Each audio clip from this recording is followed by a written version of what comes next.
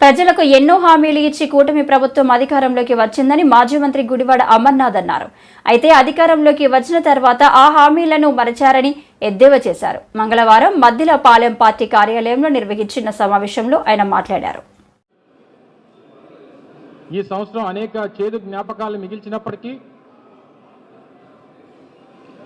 అనుకోనటువంటి ఫలితాలు ఎదురైనప్పటికీ గడిచినటువంటి 5 సంవత్సరాలుగా 2019 నుంచి 24 మే వరకు ప్రజలు ఇచ్చినటువంటి తీర్పు మేరకు ప్రజలకు చేసినటువంటి అనేక కార్యక్రమాలు, వ్యవస్థలో తీసుకొచ్చినటువంటి అనేక మార్పులు, పేదవాడికి అందించినటువంటి అనేక సంక్షేమ పథకాలు, రాష్ట్ర అభివృద్ధికి చేసినటువంటి అనేక నిర్ణయాలు, ఇవన్నీ కూడా మేము చేసినటువంటి పనులు ప్రజలను మెప్పించలేకపోయామా, లేదా అంతకు మించి ఇంకేమన్నా ప్రజలు కోరుకున్నారా, లేదా కూటమి ప్రభుత్వం ఎన్నికల్లో ఇచ్చినటువంటి హామీలకి మోసపోయారా, ఎన్నికల్లో వచ్చినటువంటి ఫలితాలు అనేక రకాలుగా మా పార్టీలో జగన్మోహన్ రెడ్డి గారి నాయకత్వంలో సమీక్షించుకునేటువంటి దానికి మొన్న ఎన్నికల ఫలితాలు అనేక పాఠాలని, గుణపాఠాలని నేర్పించాయనేటువంటి దాంట్లో ఏ రకమైనటువంటి సందేహం లేదు. మీ అందరికీ తెలుసు, రావడమే మేము అధికారంలోకి వచ్చిన తర్వాత సచివాలయ వ్యవస్థను కానీ, తద్వారా 1,30,000 మందికి ఉద్యోగ అవకాశాలు కానీ, లేదా గ్రామాల్లో, పట్టణాల్లో ప్రజలకి ప్రభుత్వాన్ని చేరువ చేసేటువంటి దానికి వాలంటీర్ వ్యవస్థ ద్వారా, వాలంటీర్ వ్యవస్థ ఏ రకంగా పనిచేసిందో, తద్వారా 2.5 లక్షల మంది ఉద్యోగ అవకాశాలు కల్పించేటువంటి కార్యక్రమాన్ని చేశాం.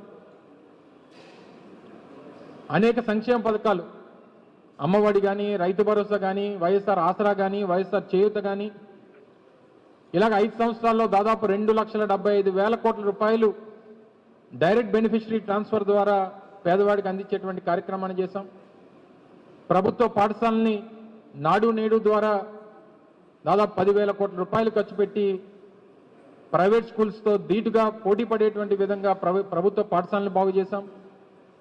17 కొత్త మెడికల్ కాలేజీల నిర్మాణం చేపట్టాం. రామాయపట్నం పోర్టు కానీ, బందర్ పోర్టు కానీ, లేదా శ్రీకాకుళంలో మూలపేట పోర్టు నిర్మాణాలు దాదాపుగా పూర్తి చేసేటువంటి కార్యక్రమాన్ని చేశాం.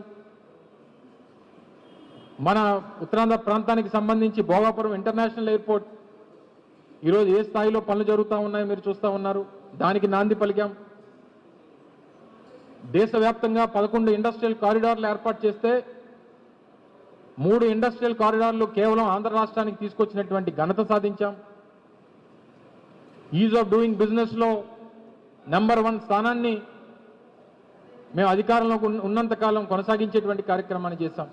ఫిషింగ్ హార్బర్ల నిర్మాణం కానీ, ఫిష్ ల్యాండింగ్ సెంటర్ల నిర్మాణం కానీ, ఇలాగ అనేక రకాలైనటువంటి కార్యక్రమాలు చేసి ఆర్టీసీని ప్రభుత్వంలో విలీనం చేసేటువంటి కార్యక్రమం కానీ,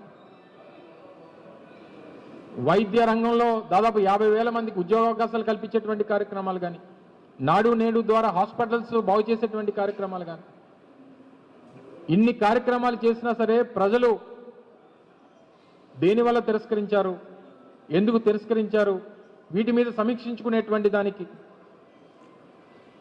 ఈ సంవత్సరంలో వచ్చినటువంటి ఫలితాలు పార్టీ పరంగా, పార్టీలో ఉన్నటువంటి కార్యకర్తలు కానీ, లేదా పార్టీ నాయకత్వం కానీ సమీక్షించుకునేటువంటి దానికి మొన్నటి ఫలితాలు అనేక పాఠాలు నేర్పించేటువంటి దాంట్లో ఈ సంవత్సరం సందేహం లేదు. అయితే తీరా అధికారంలోకి వచ్చినటువంటి కూటమి ప్రభుత్వం ఏం చేసింది, 7 నెలల్లో ఏం ఘనత సాధించింది, ప్రజలు ఆ మేరకు ఇచ్చినటువంటి తీర్పుకి ప్రజలు తీసుకున్నటువంటి నిర్ణయం మంచిదే అనేటువంటి విధంగా వారు పనిచేశారా లేదా అనేటువంటి దానికి మొదటి ఈ 7 నెలలు ఒక ఉదాహరణ అనేటువంటి విషయానికి సందర్భంగా మీ ద్వారా తెలియజేస్తా ఉన్నాం.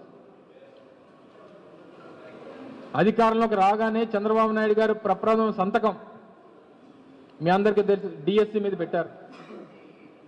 డిఎస్సి ద్వారా దాదాపు 6,700 మందికి ఉద్యోగ అవకాశాలు కల్పిస్తామని చెప్పి తొలి సంతకం ఏమైపోయిందో ఒకసారి సమాధానం చెప్తే బాగుంటుందని చెప్పి మీ ద్వారా అడుగుతా ఉన్నా.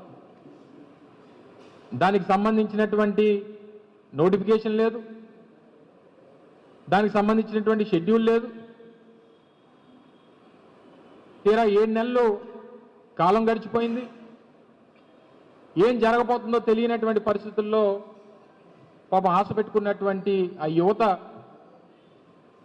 ఈరోజు ఏమైపోతామని తెలియనటువంటి పరిస్థితిలో యువత ఉన్నారు. అలాగే అనేక కార్యక్రమాలు, 1 కాదు 2 కాదు, అనేక పథకాలు ఇస్తామని చెప్పి మాకు అధికారం ఇస్తే సూపర్ 6 ఇస్తాం, అన్ని వర్గాలకి మేలు చేస్తాం, గతంలో జగన్మోహన్ రెడ్డి గారు ఇచ్చినటువంటి సంక్షేమ పథకాల కన్నా ఎక్కువ ఇస్తాం, మాకు అవకాశం ఇవ్వండి అని చెప్పి అధికారంలోకి వచ్చినటువంటి ప్రభుత్వం. ఉదాహరణకి మొన్ననే 13వ తారీఖున రాష్ట్ర వ్యాప్తంగా పెద్ద ఎత్తున రైతుల పక్షాన పోరాటం చేసింది వైఎస్ఆర్ కాంగ్రెస్ పార్టీ జగన్మోహన్ రెడ్డి గారి పిలుపు మేరకు. తీరా చూస్తే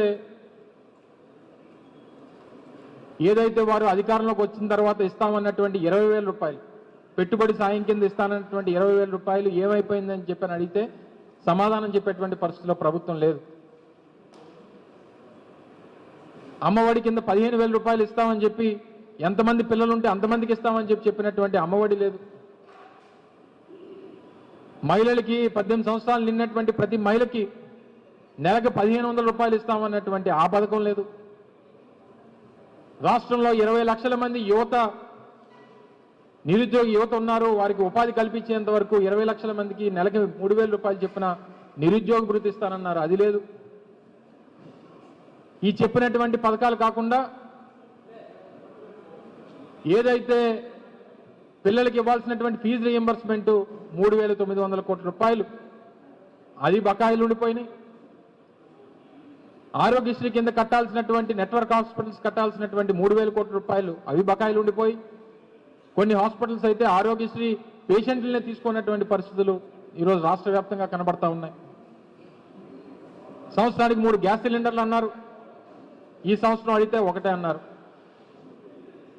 ఉచితంగా మహిళలకి బస్సు ఫ్రీ అన్నారు, మొన్న అడిగితే సంక్రాంతి అన్నారు, ఈరోజు పేపర్లో చూస్తే ఉగాది అంటా ఉన్నారు.